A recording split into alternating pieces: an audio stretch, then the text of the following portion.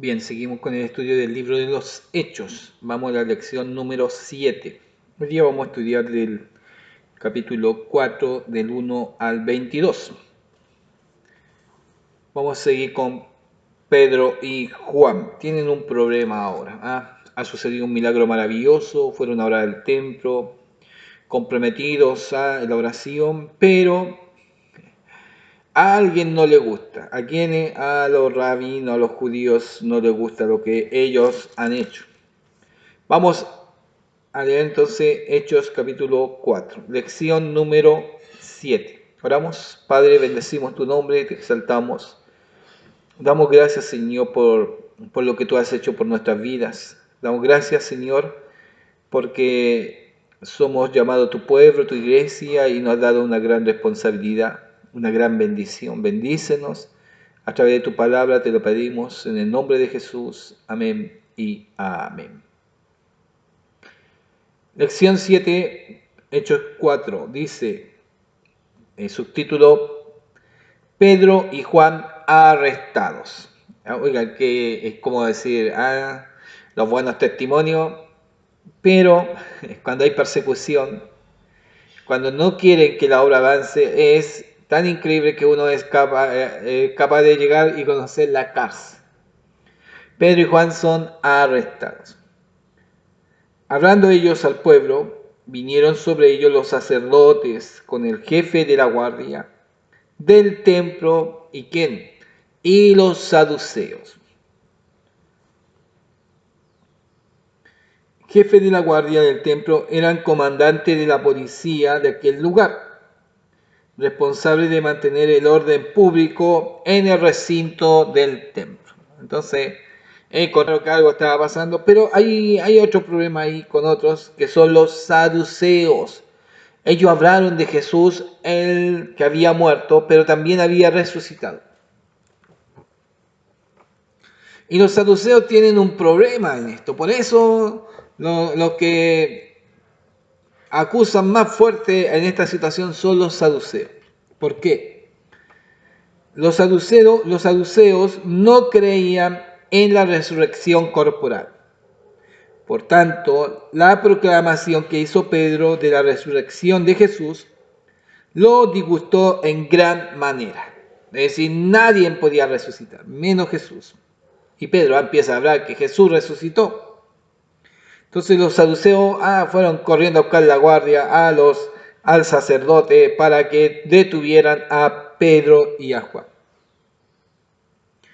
Las autoridades del templo temían que Pedro y Juan provocasen una rebelión en el pueblo con sus enseñanzas acerca de Jesús. De producirse esto, los romanos eliminarían fácilmente el poder y la autoridad sacerdotal de los líderes religiosos. Es decir, ellos iban a perder su puesto. ¿Ya? Así pues, arrestaron a Pedro y a Juan, dejándolos en prisión hasta el día siguiente. Vamos a ver qué van a hacer con ellos. Entonces a los saduceos no les gustó escuchar que se dijera que Jesús había resucitado. ¿Ya?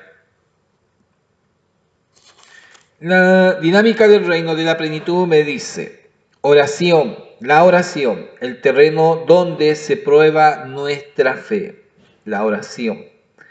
Véase cuál fue la respuesta de la iglesia cuando los perseguidores trataron de extirpar el movimiento cristiano.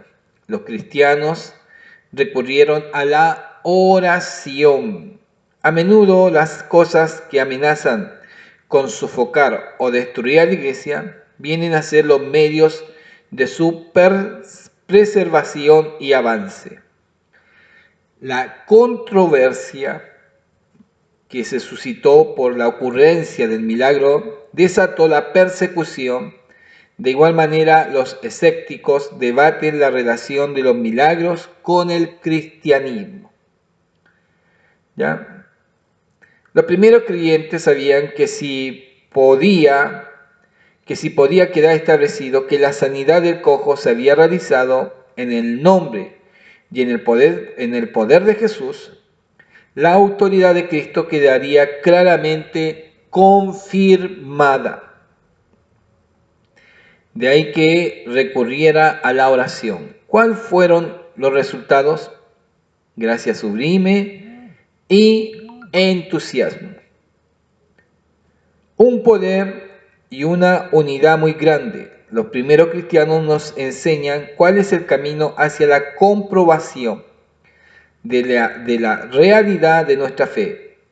Ni la discusión, ni los argumentos, pero sí la oración. ¿Ya? Eso es lo más efectivo ante cualquier persecución, es la oración. Y hermanos que son muy buenos para orar. Cada uno tiene en sí, claro, somos todos llamados a la oración, pero hay hermanos que sí pasan horas y horas, pueden estar horas y horas orando al Señor.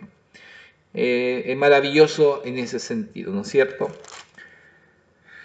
Bien, entonces vamos al versículo 2. Resentidos de que se enseñasen al pueblo y anunciasen anunciase en Jesús la resurrección de entre los muertos. ¿No le gustó a quiénes? A los saduceos, que se anunciase en Jesús la resurrección de los muertos. Les echaron mano y lo pusieron en la cárcel hasta el día siguiente, porque ya era tarde. Aquí no se está viendo el milagro, otra vez, no se enfocan ellos en el milagro, se enfoca que le están echando a perder la base de sus creencias. Y para ellos es muy importante, no sé, que no hay resurrección. ¿Ah? Lo otro es, había los fariseos que sí creían en la resurrección, parece que los saduceos no creían ni en la angelología. Entonces el otro sí, y con esto se refuta en ellos que tienen un problema entre las dos religiones, entre dos siendo de un mismo pueblo tienen creencias diferentes y se tratan de respaldar, pero no quieren que haya una comprobación los saduceos, que hay resurrección. Y se escucha que Cristo resucitó, ¡wow! Pero hay un milagro, pero no se enfocan en el milagro. Y lo dejaron en la cárcel. Oiga, uno puede decir, oh, Señor, úsame, mándame. Mire, ¿qué es lo que le pasa a los discípulos? ¿Ah? Donde hay bendición, donde hay un milagro, también el enemigo va a buscar la manera de destruirte. Y la manera aún quizás aquí viene a los discípulos, a los apóstoles en este instante, de apagar la fe y mandarlo a la cárcel. Y quizás ellos pueden decir, oh, ¿y ahora con qué cara vamos a salir? Ya nos tomaron presos, ¿qué vamos a decir? Ya quizás ir a la sinagoga o ir al templo, ya nos conoce que hemos llegado a la cárcel. Pero es el precio que se paga, ¿no es cierto? Así que usted a veces no espere solamente victorias. ¿Ah? Espere que también van a haber situaciones que uno dice, Señor, ¿pero qué estoy haciendo? ¿Qué pasa, Señor? Pero los apóstoles se dejaron, bueno, vamos a la cárcel. Vamos a la cárcel, a ver qué pasa. Pero dice el 4, pero muchos de los que habían oído la palabra creyeron. Hay un resultado. Pero muchos de los que habían oído la palabra creyeron y el número de los varones era como 5.000. 3.000 se convirtieron y ahora van 5.000. Esto se está haciendo más fuerte. Quizás ni en el templo o en la sinagoga entraban tanto, en la sinagoga, veamos, no entraban tanto. Pero ya tienen ellos 8.000 personas que están creyendo. 8.000. Y solamente, aquí viene quizás la estrategia de Dios. y no la estrategia, la misericordia de Dios, nosotros nos preocupamos de ir de en dos y predicar, pero muchas veces no hay una manifestación de poder, no hay unas señales, no hay maravilla.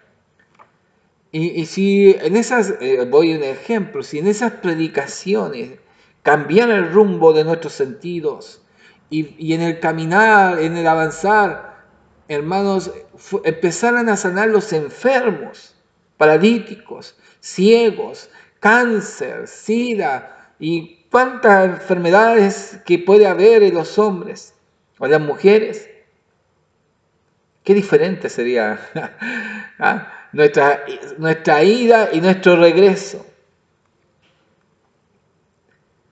Nuestra ida y nuestro regreso sería muy diferente. ¿Por qué? La conmoción sería fuerte, los milagros, y es más, diríamos, ahí la reunión va a empezar a las 7 de la tarde, y vayan luego porque va a ser imposible entrar. Y llegamos y ya está toda la gente acá, y aún a nosotros que andábamos afuera ya nos cuesta entrar. Estoy soñando. Pero es lo que pasa cuando el poder de Dios se va manifestando. Vamos a avanzar. Yo me entusiasmo.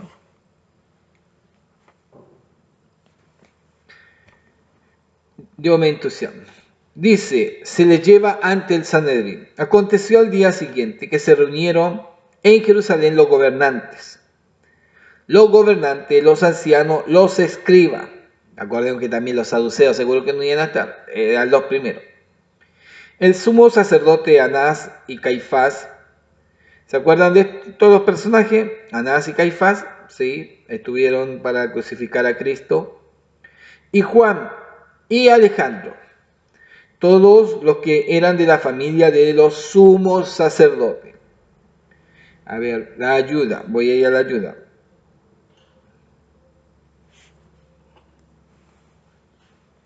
Dice Anás, así. Había sido sumo sacerdote de él desde el 6 al 15, ¿ya?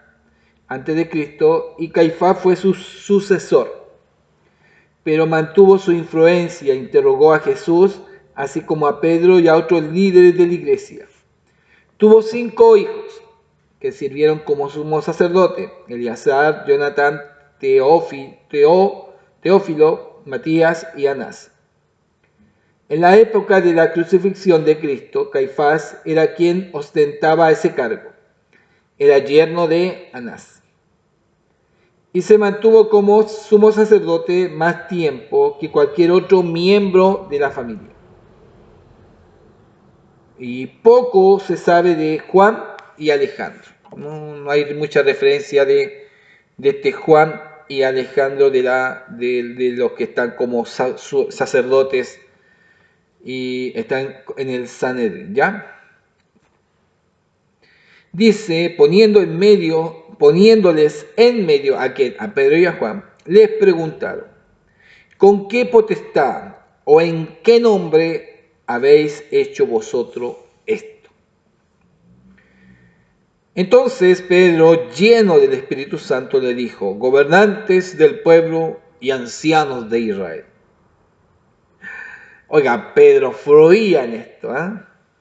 Puesto que hoy se nos interroga acerca del beneficio hecho a un hombre enfermo, de qué manera éste haya sido sanado, sea notorio a todos vosotros y a todo el pueblo de Israel, que en el nombre de Jesucristo de Nazaret, a quien vosotros crucificasteis, y a quien Dios resucitó de los muertos, por él, este hombre está en vuestra presencia sano. Este Jesús es la piedra reprobada por vosotros, los edificadores, la cual ha venido a ser cabeza del ángulo. Y en ningún otro hay salvación, porque no hay otro nombre bajo el cielo dado a los hombres en que podamos ser salvos. ¿Cómo habrán quedado ahí los saduceos? Hablando de la resurrección, hablando del Cristo. Los fariseos, todos quedan ahí atónitos mirando, ¿qué manera de hablar? ¿Qué enseñanza? ¿Qué aún entre todo lo que estaba hablando y marcando Pedro son textos que se le vienen a la mente que tienen una relación increíble? ¡Wow! Dinámica del reino. Dice con referencia al versículo 12, en ningún otro hay salvación porque no hay otro nombre bajo el cielo dado a los hombres en que podamos ser salvos. Dice la ayuda, el único camino de salvación, evangelización mundial. El llamamiento a llevar el evangelio a las naciones se fundan sobre las siguientes premisas. 1. Que la humanidad sin Cristo está perdida. Trátese de toda la raza o del individuo. 1. Que toda la humanidad sin Cristo está perdida. Trátese de toda raza o del individuo. 2. Que en ningún otro hay salvación, porque no hay otro nombre bajo el cielo dado a los hombres en quien podamos ser salvos. Es decir, que no hay ninguna otra autoridad, ninguna otra personalidad, ningún otro sistema o filosofía que pueda efectuar el rescate del alma humana. Si bien hay algunos que defienden la posibilidad de una esperanza humana, aparte de la confianza personal en Cristo Jesús, la palabra de Dios niega tales proposiciones. 2 Corintios 5:17. Estar en Cristo es la única manera de estar en la nueva creación y recibir la salvación eterna prometida por Dios. No hay, y en ningún otro hay salvación. Y se lo está diciendo ¿a quién? Al Sanedrín, a los gobernantes, a los ancianos, los escribas, los saduceos, los fariseos, están todos metidos ahí. ¿Quién se lo está diciendo? Pedro. ¡Wow! Pero hay un testimonio ahí, hay una evidencia de lo que están diciendo que lo respalda y que es el cojo, está sano. Hay un respaldo enorme, es el cojo que está sano. Y no solo están viendo ellos, lo ha visto todo el pueblo, más de 5.000 que creyeron. ¿Cómo van a negarse ahora? Pero igual se negaron. 13, y tiene un subtítulo, se prohíbe el nombre de Jesús. Entonces, viendo el denuedo de Pedro y de Juan, sabiendo que eran hombres sin letra y del vulgo, se maravillaban y le reconocían que habían estado con Jesús. El hombre sin letra se marca en este sentido hombre que... aquí voy a ir. Que eran hombres sin letra significa que los discípulos no habían recibido instrucción formal en las escuelas rabínicas. No tenían de dónde haber sacado tantas ideas o que una palabra bien fluida, palabras bien hermanadas, bien hechas. ¿Ah? ¿De dónde? ¿De dónde? Si son del vulgo. Eso quedaba para ellos, para los escribas, para los fariseos, pero no para cualquier gente que no hubiese estado en sus, podemos decir, escuelas rabínicas. Ellos no estuvieron ahí. Y ellos se sorprenden. Si son pescadores, son de Galilea, los conocen, los reconocen. ¿Cómo pueden ser tan fluidos? Entonces se maravillaban, ¿ya? Sabiendo que eran hombres sin letra y del vulgo y reconocían que habían estado con Jesús. Y viendo al hombre que había sido sanado, que estaba en pie con ellos, no podían decir nada en contra. Ahí estaban. Ellos querían decir algo, pero ahí estaba el cojo. Ahí estaba. No. Querían decir cualquier cosa, pero miraban al cojo y no.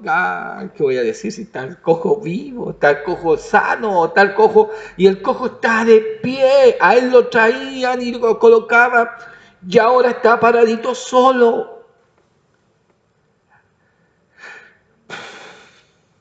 Estaba en pie con ellos, no podían decir nada en contra de 15. Entonces le ordenaron que saliesen del concilio y conferenciaban entre sí, diciendo: ¿qué haremos con estos hombres? Porque de cierto señal manifiesta ha sido hecha por ellos, notoria a todos los que moran en Jerusalén, y no lo podemos negar. Sin embargo, para que no se divulgue más entre el pueblo, amenacémosles, para que no hablen de aquí en adelante a hombre alguno en este nombre. Y llamándolos, les intimidaron que en ninguna manera hablasen ni enseñasen en el nombre de Jesús. Mas Pedro y Juan respondieron diciéndole: juzgad si es justo delante de Dios obedecer a vosotros antes que a Dios. Recién vienen saliendo, estaban estudiando toda la noche en la cárcel, pero no se quita la valentía de Pedro y Juan, o no es que valentía, su decisión, su fe, su compromiso con Dios. Y aunque ellos lo están amenazando, pero dice Juan y Pedro respondiendo, diciendo: juzgad si es justo delante de Dios obedecer a vosotros antes que a Dios. Porque no podemos dejar de decir, uno, lo que hemos visto y oído. No lo podemos. ¿Por qué? ¿Por qué no lo podían? Porque estaba ahí el Espíritu Santo. Estaba en Pedro, estaba en Juan, las palabras fluían poderosamente. Aunque no tenían la enseñanza, los cursos rabínicos, no los tenía. Pero era el Espíritu Santo que aquí lo llenaba en su mente con la palabra, con palabras de autoridad, aunque fueran muy sencillas. Calaban muy profundo. Llegaban muy profundo a la mente, al corazón del hombre. Tan increíble que aún así podían los hombres cambiar. Ellos entonces le amenazaron y le soltaron, no hallando ningún modo de castigarle, por causa del pueblo, porque todos glorificaban a Dios por lo que se había hecho. Ya que el hombre en quien se había hecho este milagro de sanidad, ¿sabe cuál edad tenía? Tenía más de 40 años. Más de 40 años. Y ellos sí lo conocían. Ellos no lo podían negar. No lo podían negar. Lo tuvieron 40 años ahí. ¿Cómo lo iban a negar? Era conocido, reconocido quién era el cojo. ¿Cómo lo iban a negar? De ninguna manera. No lo podían negar. No lo podían negar. Y Dios estaba obrando. Mire, aquí hay un problema que están teniendo estos que se están juntando. Ya vamos a matar a Jesús, eliminémoslos, todo lo demás nos trae un problema, trae dificultad. Están peligrando nuestros puestos. Estamos peligrando como Sanedrín. Podemos ser disueltos. ¿No es cierto? Podían ser disueltos. Pero lo que pasa y lo que hace Dios es algo maravilloso. Y ellos quizás ahora tienen otros problemas. Mataron a Jesús. Ahora quizás están pensando, tenemos que matar más. Pero ya ya no tenemos un problema, ya no son 12, son 8.120. Eso sí que es problema. Eso sí que es problema. Voy a leer una ayuda del libro este que es hermoso. Y habla uno de los puntos que tiene Pasión por las Almas, Poder de lo Alto. Voy a leer para ir terminando. Dice, el Espíritu Santo es capaz de hacer tan triunfante la palabra como en los días de los apóstoles. Él puede reunir a las almas en cientos, en miles, tantos como en unos o en 12. La razón por la que no hay prosperidad es debido a que no tenemos al Espíritu Santo entre nosotros en poder y fortaleza como al principio. Si tuviéramos al Espíritu Santo sellando nuestro ministerio con poder, para pocas cosas serviría el talento. Y eso es verdad, a veces buscamos malos talentos. Si tuviéramos al Espíritu Santo sellando nuestro ministerio con poder, para poca cosa serviría el talento. Los hombres podrían ser pobres y pocos instruidos. Las palabras de ellos serían entrecortadas o con mala gramática. Pero si el poder del Espíritu le acompañase, el evangelista más humilde sería más eficaz que el más erudito de los teólogos o que el más elocuente de los predicadores. Es el poder extraordinario de Dios y no el talento que gana la partida. No por talento, no por mis diplomas. No es por mis diplomas. No porque yo haya estudiado por tanto estudio y tengo, no sé, ya máster, pero no me están dando resultado. No estoy viendo esa evidencia, me estoy llenando de pura palabrería y no hay poder. El poder, ese es el poder extraordinario de Dios y no el talento que gana la partida. Es la unción espiritual extraordinaria. No poderes mentales extraordinarios. Lo que necesitamos. El poder intelectual puede que llene una capilla, una iglesia, pero el poder espiritual llena la iglesia con angustia del alma. El poder intelectual, el conocimiento, podrá reunir a una gran congregación, pero tan solo el poder espiritual salvará las almas. Lo que necesitamos es poder espiritual. ¿Quién escribió? Charles Spurgeon. Es un comentario de Charles Spurgeon. Y para ir terminando, otro comentario.